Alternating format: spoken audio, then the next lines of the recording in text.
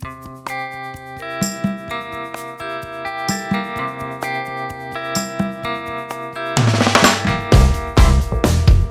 and welcome to another episode of the Odyssey Podcast, where we explore the journeys of people through life and business. I'm your host, Jeremy Mullally. This week's guest is a man by the name of Millennium Marrion, or Mill. Mill, he's a local comedian here in Perth, and even though he's pretty new to the comedy scene, he's had an incredible journey so far, and he's enjoyed quite a lot of success in his relatively short career as a comedian. And he's also just funny as So welcome, Mill. So thanks for coming in, Mill. Anytime. Appreciate it. I have to confess that I've had some ulterior motives getting you along here because I need someone to balance out my dry energy on this show. I got you. So hopefully you can help me out. So, you're a comedian. What point did you decide to get into comedy? It was around May 2017. I was going to like a mindset course. I was going there to sort of just get like motivation because I just came out of like a bad relationship, and then my brother suggested me to go to this. It's like a sort of like a Tony Robbins type of course, but it's like on motivation and business. Yeah. So I went there with the mindset of like just trying to like be more positive, and then it was a 3-day course. But at some point during that course, we did like a sort of like a guided meditation. But when I did that meditation, I had a clear vision of myself talking on stage in front of like a huge like opticized stadium, like a baseball stadium. Right. And in that when I had that vision, like I was on stage talking, there were people like laughing and like waving their like phone lights. And then when we got out of like when the guided meditation was finished, like I don't know, like it just was so clear that I was like, I have to be on stage to do that. Yeah. It was a very weird like start. So like it was almost like you saw yourself a gap, got to be an entertainer, and then it was just bridging that gap of what that would be almost. Yeah, pretty much, man. And so you settled it on comedy. That's what you. Yeah. It was because like growing up, like I've always been like I'm not gonna say bad kid, but but I was not too serious in school. I was always like clowning around. Right, so you're a bit of a joker in school. But like I would have never guessed that I would be on stage doing stand up before, like because like when I was in primary school, high school, university, like I'd never liked doing oral presentations. I'd like I'd see comedians and I'd just be like, I don't know how these people that have the balls to do that. That looks too risky. And yeah, because I was just not confident as a kid. And when I saw people doing this, I was just like, wow, that takes like a lot of confidence. What if people don't laugh at you? Yeah. But then, yeah, I wouldn't have guessed this would have happened. But like, it was just, it's like if you see something like so clear, like you can't like not go after it. You know what I mean? Yeah, exactly. So I mean, like you said, because you had sort of like low self-esteem, low confidence when you were younger. How did you manage to make that jump onto going on stage and just performing for many people? A lot of it was to do with that course. Like we break through about like finding yourself and going after like what your path is, because everyone like knows what they're meant to be doing, but they like waver away from their path due to what other people think. So my moving out of that course, like I was in a very strong mindset. And I told myself, like I was obviously having a little bit of nerves, like just before jumping on stage the first time, but I was just like, I'll force myself to do it. And then if like it doesn't go well, then it doesn't go well. But like, if I put myself in that situation, I can only find out that way. Yeah. So you weren't sort of focusing on, it wasn't such a big deal. It was sort of like, if I just try this, just do that. That's all that matters. Like you can give that a go. Yeah. And see how you go. Pretty much. Yeah. And that first one actually went very well because like I talked about a embarrassing story of like losing my virginity. And that was supposed to be a story, but it's a funny story because it was pretty bad. So like everybody liked it. And because of that, like when I was doing that show, I didn't like prepare a lot. I was just like, I'll just tell my story on how I lost my virginity, and people will probably find it funny. That was true, But then I took this mindset of like not preparing for a comedy show, and I brought it into my next gig, which is completely different material, and this was actual material. So when I went into the next show, I like had all these topics to talk about, but I never like wrote down anything. I never rehearsed. And when I went on stage, I was just like, I'll just talk again, and it went so bad. Oh, so it didn't work out the same way as the first time. So I learned from that though, like because I invited like about 15 of my friends to that thing, to that second show, and a lot of my friends were just like after the show, they're like, yeah, it was all right. I think like your last one was better though. That seemed to be the consensus of all your friends and everything. Yeah. And I was just like, that was the most like painful thing, but I acted like it didn't bother me. Yeah. But then I took the lesson from that, and like I went home, wrote my next set, and I practiced like so much before the next show, and then the next show went well again, and then from there it's just been like slight improvements in different ways, like for every show. So what do you think actually changed between those two? Do you reckon it was maybe just the type of audience? Does that sort of affect how well you perform? Is that a factor? The type of the type of audience is a big factor. I find like in some of them, like I did these gigs at the South Perth bar. It's called Windsor. Oh yeah, the Windsor Hotel. There was a more posh and like harder to please crowd there. I see what you mean. Yeah, it was hard, but I feel like if you're a good comedian, you can make any crowd laugh, and that's the mentality I've been using like all throughout this 2 years that I've been doing it, and I think the reason it didn't go well is because of my preparation, and when you don't prepare, like your confidence, you're not as confident when you go on stage as well, and when you're not confident on stage as a comedian, the audience will like they'll pick up on that. They'll pick up on that, and then it's a downward spiral from there. So I think preparation is the key. So if you're prepared, then you'll have the confidence, and then when you have the confidence, it goes easy from there. Yeah. So going back to when you were in your teens, you were overweight, but you made an incredible transformation in just the space of 1 year. Can you tell me a bit about that and how it sort of affected your mindset coming into your adult life? So I was pretty much like obese from a young age, all throughout till I was like 15, 16. I just had like a bad eating habit, to be honest, and I used to get like teased in school by my friends. It would be like a light-hearted joke sometimes, but underneath it still hurt. Yeah, underneath it was not good, and that was just I had like a few good friends. And there was this one friend like who wouldn't roast me normally, but he started roasting me a lot, like when I was in like towards the end of year 10. And then I was just like, I'm not gonna be fat all the time. Like, one day I'll be ripped. Then he was just like, you'll never be ripped, you'll never have abs. So we made a bet. We made a bet, and then the bet was by the end of the next year, which was the end of like year 11, I would lose all my weight and I'd have abs. Then he was just like, you'll never have that. So we made $100 bet. That like summer holidays, like I played basketball like every day from like morning to night, ate carefully. I lost, I think like, it was only 3 months, but I lost like about like 8 kilos. Wow. Yeah. It's incredible. Yeah. At that time, it felt like I was amazing. Like, I was Arnold Schwarzenegger. I felt ripped ass. Yeah. But like I was still like chubby, like compared to the standards that like I have now, and I would still say I was overweight. And then when I went back to school, like he was just like a bit shocked. Yeah, because he saw the difference and oh no, I'm gonna lose this bet. It's not looking good. Exactly, he got a bit scared. But then after every day in school, I'd remind him. I'd just be like, just remember the bet, Rob. Remember the bet. And then he'd just be like, oh, I remember. Don't worry. Like you won't win. But like I ended up like losing all the weight like before the middle of the year, and I had abs and everything. But I didn't.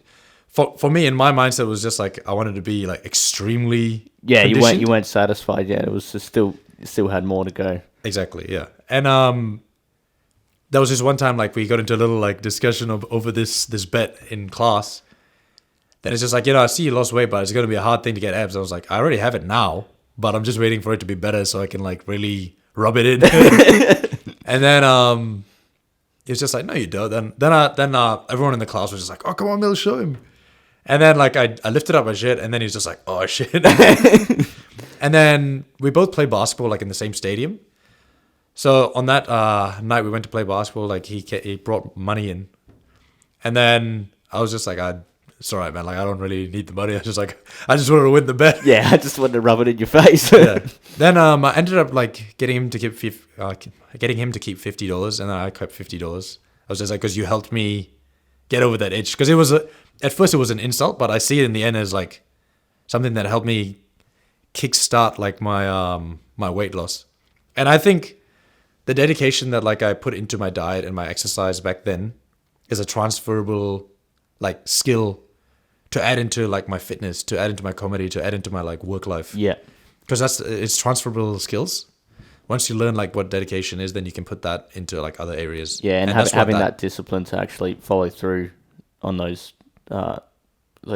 goals and plans you make for yourself. Exactly. Yeah. Yeah. And that's what I learned from my weight loss in that thing. So I don't know if that answers your question. Yeah, no, it does. I mean, so like in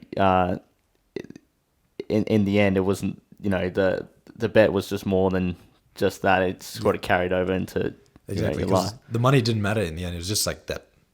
What it started. It's crazy because like I wouldn't have the confidence to do like other things. Like when I go into actual doing like proper fitness, bodybuilding and everything, I wouldn't have had that confidence if I didn't learn what dedication was from that bet earlier. And yeah, man, it's the best feeling you can get. Yeah, absolutely. So I mean, going back, 2018 was a big year for you. Yep. You had your first solo show at the Regal Theatre called Laugh It Off.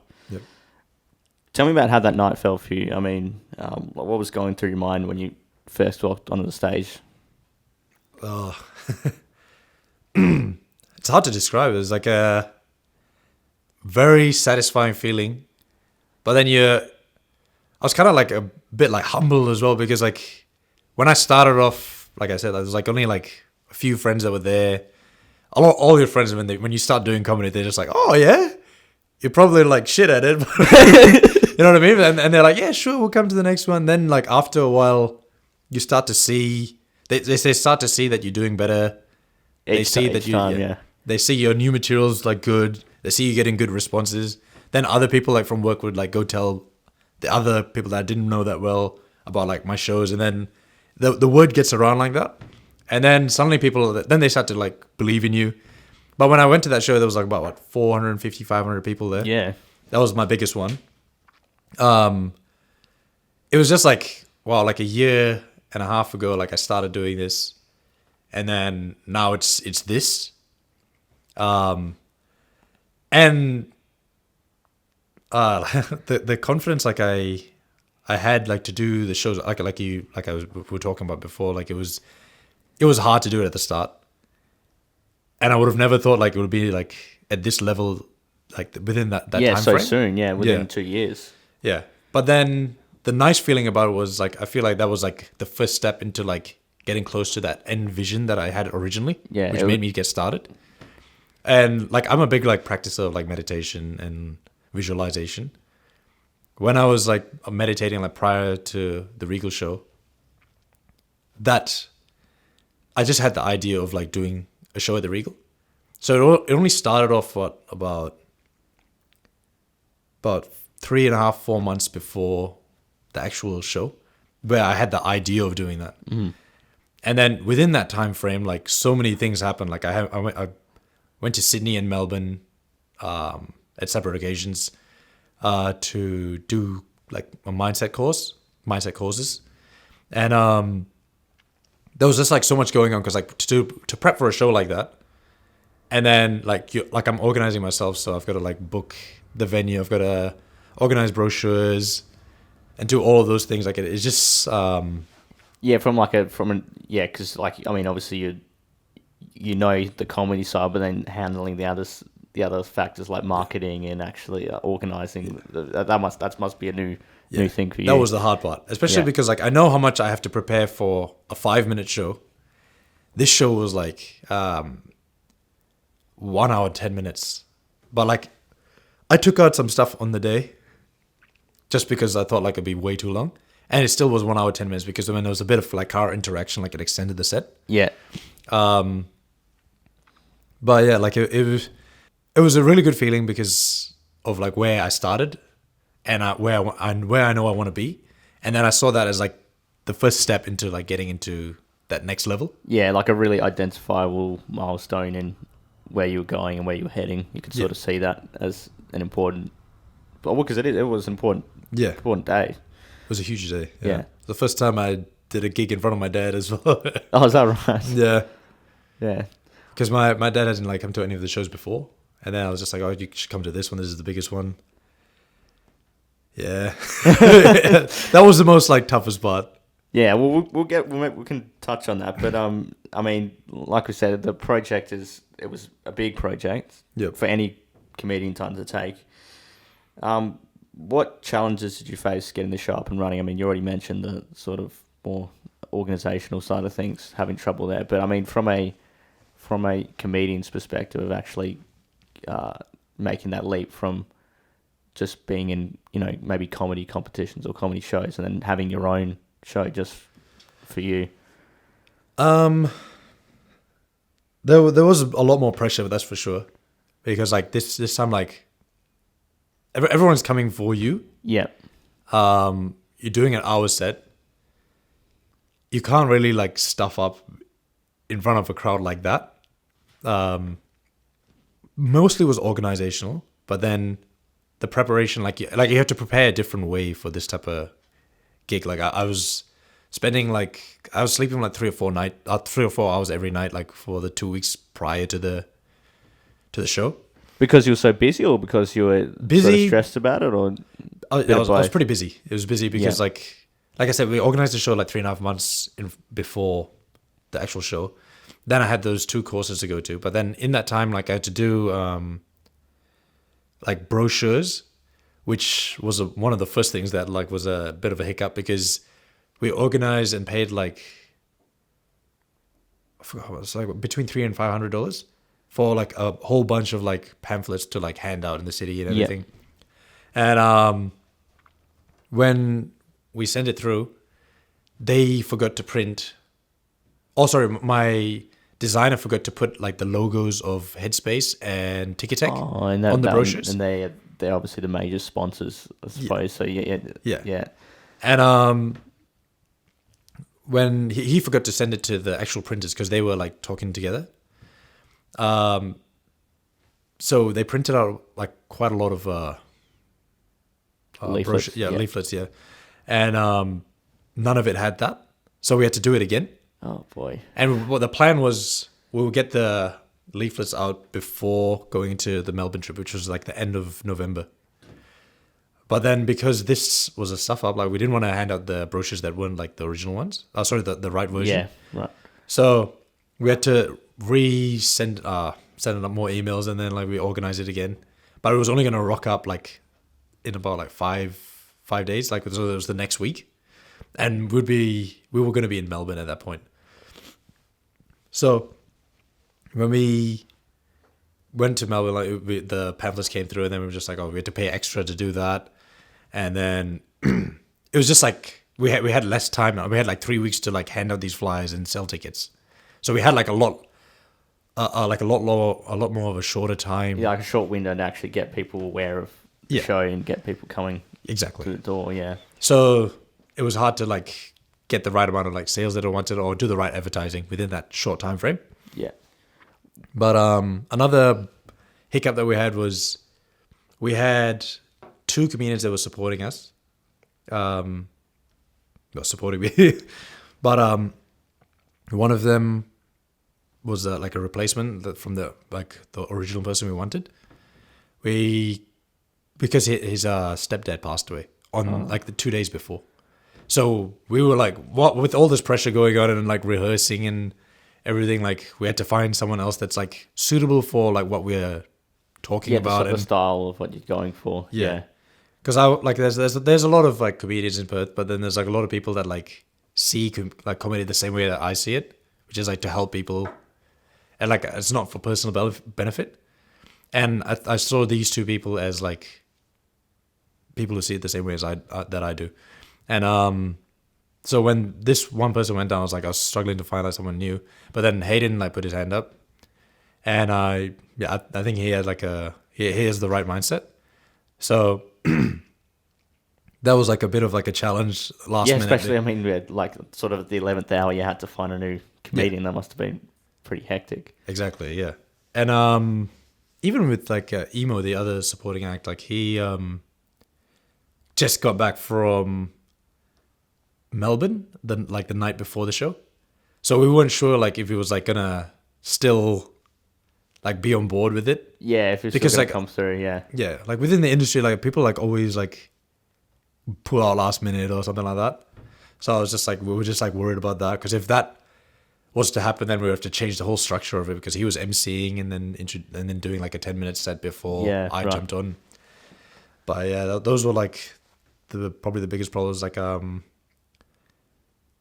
guess like speaking for that long on stage, I've never spoken that much in my life, because like I'm usually like I'll talk a bit, but like 1 hour, 10 minutes of non-stop talking, like I've never done that before. Yeah, just uninterrupted as well. Yeah. I mean, like a conversation's different because, you know, you're speaking with someone else, but you're up there and you're going with your material. I mean, that must be a big challenge. Yeah, it was huge. Because prior to that show, like the longest set I did was 10 minutes. And that's like it was good at a good venue, like with a good crowd as well. That was just slightly smaller than that. It was probably about 250. But yeah, it was like 9 minutes, 9.5, 10 minutes. So from 9.5 to 10 minutes to like 1 hour, 10 minutes was a huge jump. And because in a 5-minute set, the amount of preparation I do for that is like insane. Like there's like I rehearse it like 20, 30 times. Then like I'll video myself and then I'll change things. So when I was doing the 1 hour, 10 minute set, like it was just like, that's why it took so long, and that's why I was like sleeping less, because I knew like in order to go on stage, to feel confident on stage, like I'll have to prepare the way I normally do. Yeah, as much as you could. Yeah, like have that preparation. Yeah. So it would have been 10 times what you normally do. I'm assuming. Yeah. Yeah, exactly. Yeah. Were you, because the turnout was amazing, were you surprised at how many people you actually got down there in the end? A little bit, yeah. Just because of the time that we had. Yeah, like you said, having those troubles, yeah. Yeah, and like quite a few of my friends were gonna come down, but like because it's like towards the end of the year, as like close to Christmas time, there were a lot of people like going on holidays or like with family or doing stuff with family. So it was like that was a bit of a problem as well. So when I'm planning the next show, like I wouldn't do that like around that time again. But I was like a little bit surprised like how many people we could get in that such a short time. Yeah. Which made me think like I should plan like a lot more in advance. You can get like double the numbers or triple the numbers, yeah. We could fill the whole theatre, yeah. Yeah, yeah, right. So I mean I actually had the pleasure of filming the show and seeing your act, and I noticed looking back at some videos I've seen of your other shows that, I mean, it's the same material, but it's definitely evolved.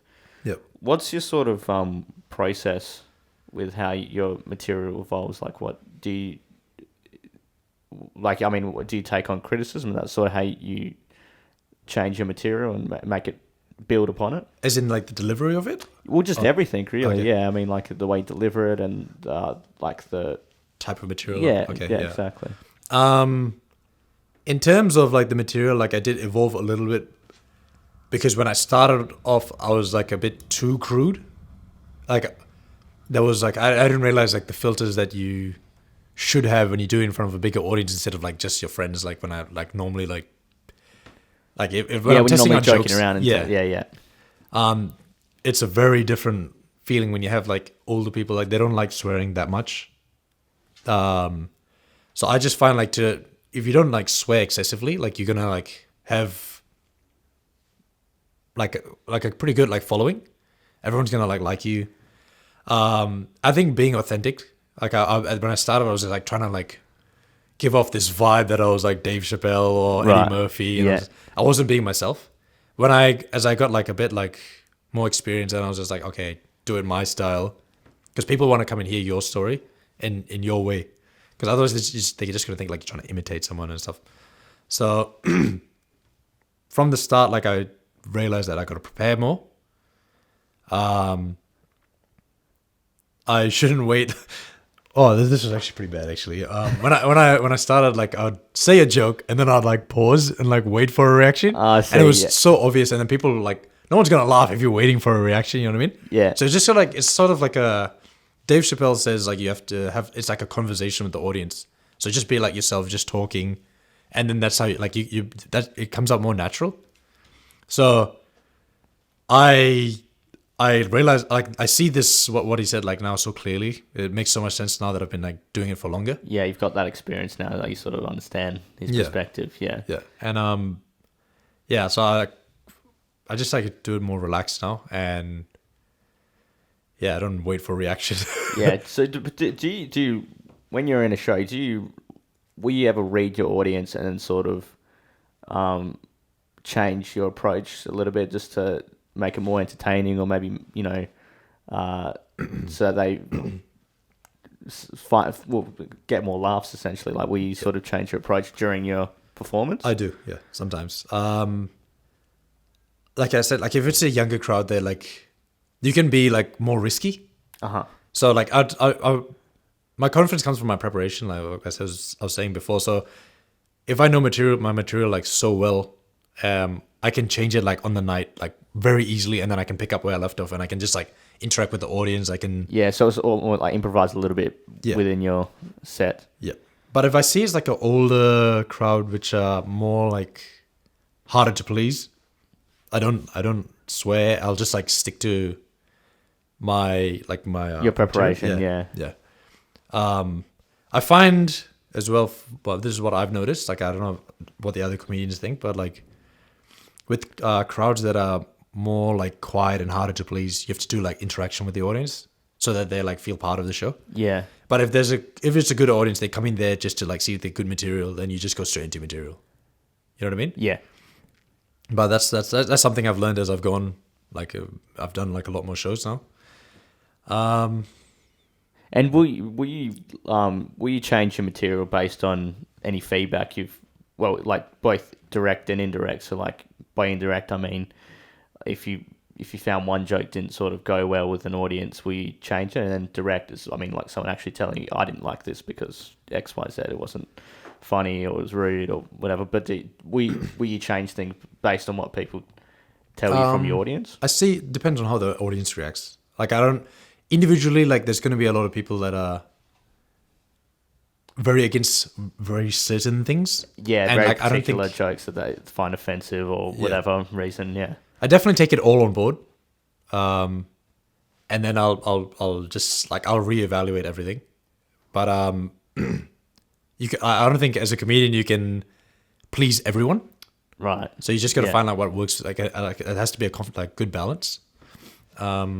Yeah, man. I think yeah, that would be it. Like you just gotta, because I've had like when I just started, like I had like pretty bad feedback from some people that I know. That I thought they were friends. They were saying like stuff like you doing comedy is a joke in itself, and then they were like making fun of my my virginity story. They were like, were you really that bad? Like I wasn't that bad. And then I was just like, okay, but like you have to have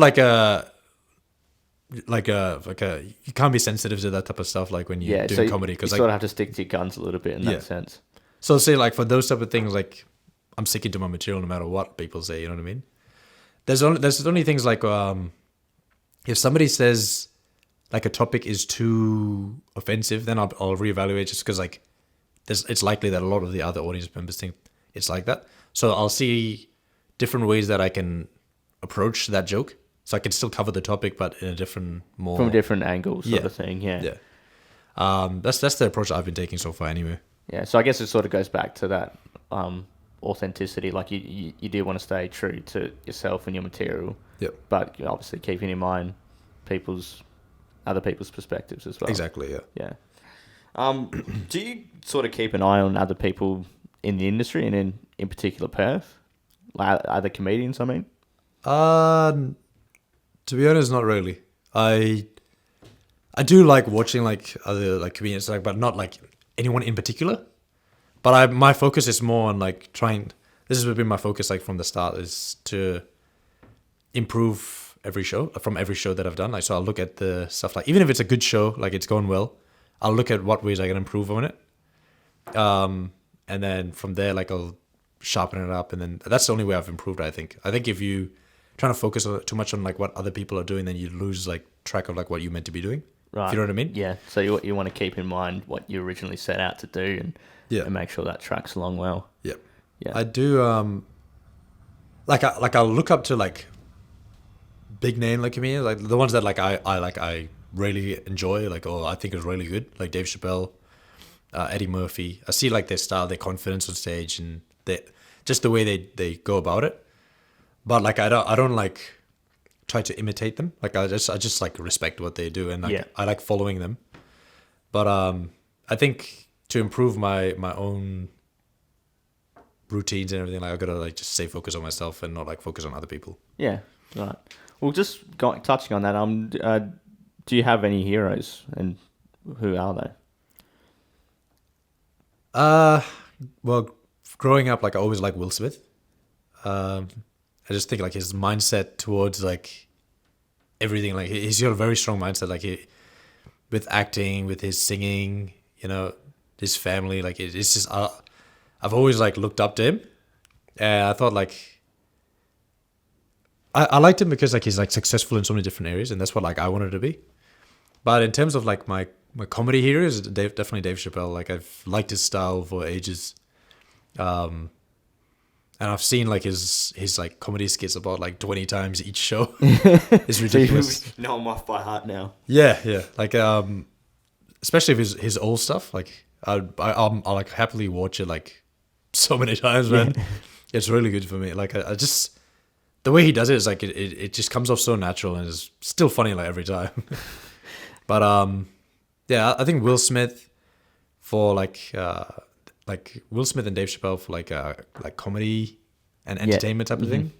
And for my fitness, it was like Arnold Schwarzenegger. Of course, yeah. That's just the classic for everyone. Never could look like him, you know. We can always aspire to anyway. But I can pose like him. He still look the same. That's all. But yeah, those are the main ones. Yeah, right. So from your comedy perspective, what has been the biggest challenges you faced as a comedian building up your repertoire? I think it was just managing like it's hard to like measure your success when you're doing like this type of thing. It's just like, so there's times where you can like lose track of like what you meant to be doing, because like it's hard to see there's no perfect like way to get successful in this industry. So like you gotta do it your own way.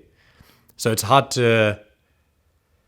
Yeah, there's sort of like no blueprint, so you got to make it for yourself. And exactly, yeah. So it's like at some point you like question like, oh, is this the way like it's meant to be like done, or am I doing it the right way? So when you start having those type of questions, then you like the work that you put in like also is affected, because like you don't think it's the right way. But then like that's where the like mindset training comes in and everything. I just find like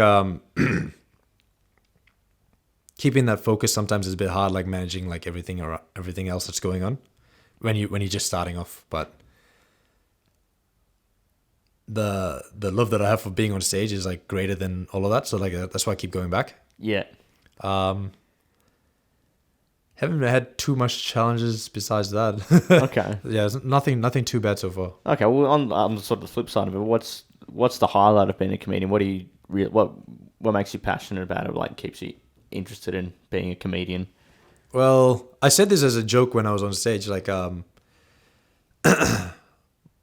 being a comedian is like I see myself as like an antidepressant, because laughter is like the best medicine, and laughter like relieves people from like stress and anxiety. So when I go on stage, I feel like I'm a doctor and I'm like helping a bunch of people. So the highlight of that is like when you see like people come to your show and you see them, they have like straight face. They're like stuck in like they're stuck in like their minds. You can see like they're stressed from work or whatever it is that's going on outside. Then when they come to the show and then after the show you see them leaving and they're laughing, they're happy and everything. That's the best feeling you can get because you gave them that happiness. You're like you're like helping people. Yeah. I guess that is like the best feeling you can get because you practice so much for it. You write like all this material and then when you go on stage and then you see it helping people like in real life, it's just nothing beats that. So it is. I feel like that's it's like a giving for you, like a giving, providing people with value. Exactly. Yeah. Because like I think how do I say this? Like I feel like I see it as like my duty to go on stage, like because if I don't do it, then like I might not help someone that needed help that day. You know what I mean? Yeah. And I feel like it's a gift that is like I've been given like to do that. So like if I don't use it properly, then I'm wasting my time. Yeah, it's really interesting. Like you're wasting your talent basically if you're not doing that. Yeah. So that like every show is nice because of that. I guess like you could say like the Regal Theatre show was like one of my favorite ones. But my best like my favorite show of all time was this one night we were at this pretty average venue and all these comedians were going on stage and they were just like getting no laughs. Everyone's like quiet. And then a couple of the comedians started attacking the audience. They were just like, oh, you're shit and stuff like that. And then me and this other comedian friend that I had, we were going towards the end. So I was third last and he was last. And like at this stage, no one's getting laughs. The MC's not getting laughs. He was just like, you gotta go through these bad gigs if you want to make it. Like this is part of the process. And then I was just like, nah, I'll be able to make this crowd laugh, man. And it's just like, yeah, but just remember, like if you don't get it, just don't worry about it. I was like, yeah, I know, but like, I'll make this crowd laugh. Then I went on stage, and then within the 5 minutes, like everyone was like laughing, and I had like 3 claps within the set. And that was actually the first show as well. My girlfriend like came to as well. So it was just like the no one was laughing that night. It was the first show that I did with like only like 2 of my friends there, because usually like quite a few friends come down and support. Yeah. So it was just like a real like challenge. And then when I got that response and then everyone like came up to me after, like the people that didn't know, they were like, oh, that was really good. We really enjoyed that. Then they start using my own jokes against me.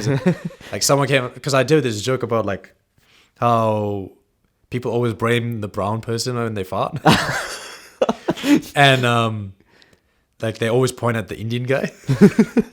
So someone like walked past me and they were like, oh, somebody farted. I think it was him. I was like, oh, nice. But yeah, that was the best feeling though. I think that's my favorite gig of all time. Yeah, so just having that effect on people and actually turning the audience around when, the odds are sort of stacked against you in that sense. Yeah, exactly. Yeah. What does the future hold to you? What sort of plans do you have for the future as a comedian? As a comedian, like I want to do a lot more shows over this next year. The long-term goal is though and it's been the same goal since I started and I can't stop thinking about it. It's that chasing that vision that I had, which was being on stage in front of like a baseball-sized stadium and experiencing that vision that I had originally. It's pretty deep, but yeah. So everything is sort of leading up. Is leading up to point. that, yeah. Yeah. You could say like if it's small-term goals, I want to do like a few more of those like Regal like shows at the Regal or like some other theater that's like that. And I want to get like more like short videos up. So that's my short-term goal. But like my that's what my main goal is at. And I was like, that hasn't changed at all. So you got that at the back of your mind and you're looking ahead to that. The pathway is like sort of changing from what I started and like originally planned, but I think that's what happens naturally anyway. Yeah. So I'm just adapting as I go. That end goal is like I still see it like every time like when I meditate, it's a very clear vision, and that's what I'm going after. That's great. We're coming to the end of the show now. Yep. Do you have any final words before we leave you? It's sort of an odd question to ask, but yeah, that's fair. You'll see me around. That's good. It's good a word as any. All right, thanks for coming in, Mil. Thank you. Appreciate it.